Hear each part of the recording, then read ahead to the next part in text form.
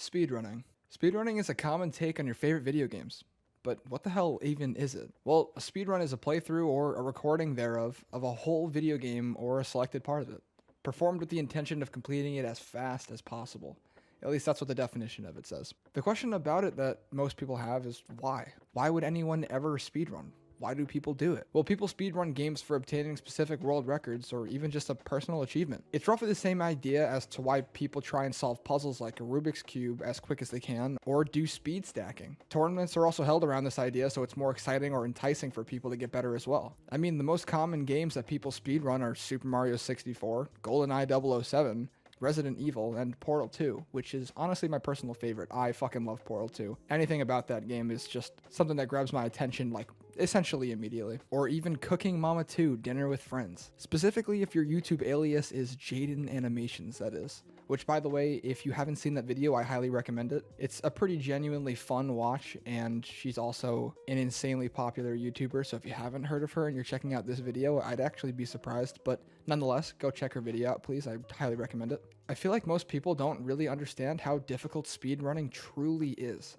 This is not easy. This is like the exact opposite of easy. Like, imagine putting a game on the highest difficulty and playing through it with like 1 health or something. It's like harder than that. I mean, obviously this is game specific, but that's essentially what it comes down to. Speedrunning is fucking hard. On the surface, it just looks like a faster paced version of the game, which is honestly just not true. It may just look like someone's trying to beat the game as fast as possible, but it gets way more technical than that. And the anger that's associated with speedrunning can be intense.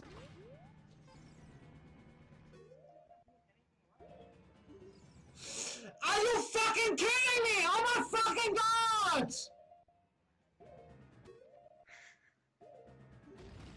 Are you fucking kidding? I already get angry just playing video games as is, but overall, speedrunning is just underrated as fuck. It's interesting as hell. It really does like release a completely opposite side of a video game that you've probably never even seen before. My favorite games, the ones that I watch people speedrun, have been completely blown in my mind. The fact that your favorite game could have like insane techniques to be able to get through shit is just wild. The tricks associated with speedrunning have to be so precise that if failure occurs, the run could be completely ruined and a restart would be in order. One player sets up with a grenade launcher in this little tree and aims it into a specific spot. Then the other one stands on these twigs and walks into his teammate with the grenade launcher. When the two collide, the one walking will jump and the other one shoots his feet with the grenade launcher. This yeets him into the air at great speed, and he will then strafe through the air between these invisible walls and bunny hop off this railing to make it to the end of the track. Why the fuck is this possible?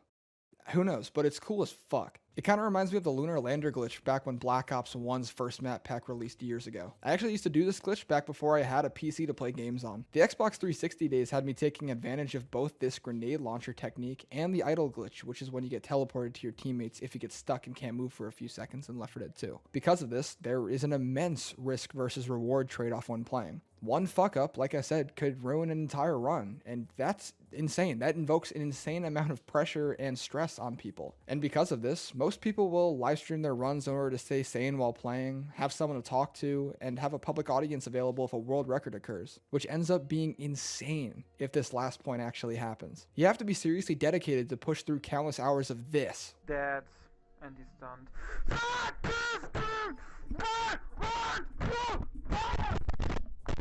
In order to achieve your goal of reaching something like this. Hey, it was probably too slow, but let's see how much I got.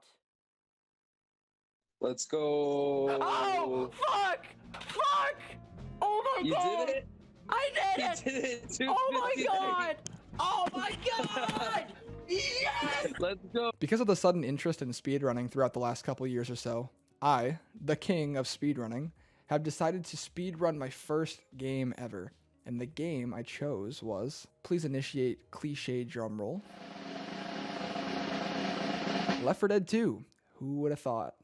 Yeah, definitely fooled you guys on that one. And there's definitely no way you guys would have ever been able to guess. Okay, kidding aside, I decided to do a solo run on the parish, which afterwards I found out is actually one of the harder campaigns to speedrun.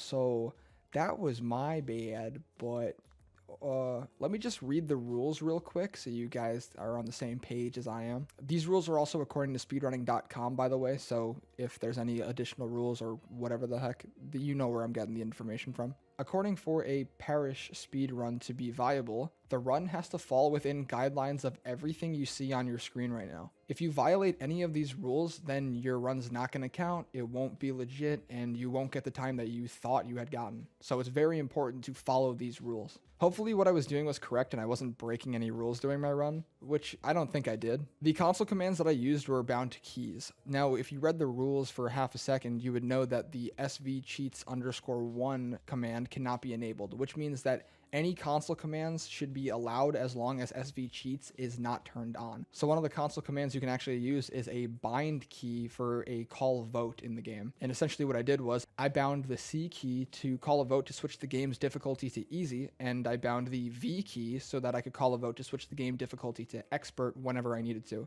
I also set the timer for the game itself for any time someone submitted a vote to be at 1, so I didn't have to wait a whole, I think it was 3 minutes to call another vote, which is how I was able to switch from difficulty so quickly. I originally downloaded LiveSplit, which is a tool used for recording precise times and whatnot. It's typically used in Twitch speedrunning streams, and you guys have probably seen it. It's like the most common one. But then I found out that LiveSplit is not fucking required for your run on speedrunning.com, so that was a complete fucking waste of my time. I sat there for like an hour trying to set it up, and then I didn't even fucking need it, so whatever, I guess. Anyways, after getting everything set up and ready to go, I began my run, and boy, was it a fun fucking time. The first chapter went pretty smoothly, except for when I realized that you have to be a certain distance away from the survivors in order to kill them with your gun. So I looked like a complete moron sitting there firing at my teammates for a minute straight. Huh? What? Die? What? Rochelle? Ellis? What? By the way, my teammates have to die in order for me to get to the next level as quickly as possible. AI teammates are slow as fuck, so they'll always get dragged behind you when you're trying to run around, or if you're trying to avoid a special infected like maybe a smoker or a hunter, or like, you know, the worst one, a charger, or maybe even there's a tank. The AI survivors will more than likely get caught between those guys, and the chances of them dying before you reach the safe room could vary greatly. But besides the shooting annoyance, I actually finished the level on my first try, which was pretty sweet. It actually gave me some pretty high hopes for the next chapters to come. The next chapter was not so easy for me. I kept trying over and over again, constantly forgetting to switch the damn difficulty back to easy or expert after dying each time. Oh my god, I fucking hit the wrong key. Wow. Fucking total waste of time. Basically what you're supposed to do in this kind of run, at least as far as I'm concerned, is you're supposed to switch the difficulty to expert so that you can kill your teammates really quickly. And then what you're supposed to do is bind a key, which for me I did C like I said before, to automatically call a vote and switch the difficulty back to easy so you can run through the level. And then you switch it back to expert at the end of the level to kill all your AI teammates. But I kept forgetting to do that. So there were times where I would leave the safe room on expert by myself and just get destroyed as like soon as I left the safe room. And if I ever made it far, one hit by a special infected did like 20 damage to me, so I was screwed from the get. It was also the first chapter that introduced a tank for me to avoid, so that was actually awful. Are you serious? Are you fucking kidding me? There was a point in the game where I accidentally did a common hop on the head of some poor infected and managed to continue running away from the horde, at least for a little bit before I got hit again. That was trying to kill me, so that was pretty cool. Man. Whoa! That was fucking sick! A common hop, hoping I'm using the name of it correctly, is essentially when you just jump on the top of the head of an infected. A common infected, that is. And what happens with the common infected is it dies immediately. Also, this was where the special infected had some real fucking fun with me. Oh, fuck you. Get out of here. I got stuck on a zombie. Oh. Charger. No! Jesus Christ, my heart's fucking racing right now. Jockey, get out! Hunter, no! Oh, come on. But besides the tank, the hordes of common infected, and the special infected that were trying to get me the entire time, the absolute hardest part of this chapter was the crescendo event towards the end of the chapter. A crescendo event is any part of a chapter where you have to activate, shoot, or do something in order to progress. These kinds of actions cause hordes of infected to spawn and come for you. Some speedrunners have tactics to avoid these events, but not me because I am in no way a professional. Let me say right now, fuck this part. My anxiety was skyrocketing during the entire portion of this chapter. Each time I got to this part, I had a damn charger hunting me down or a tank on its way to kick my ass. And adrenalines were my best friend here because of that. Oh god, that's horrifying. Please just leave me alone, please.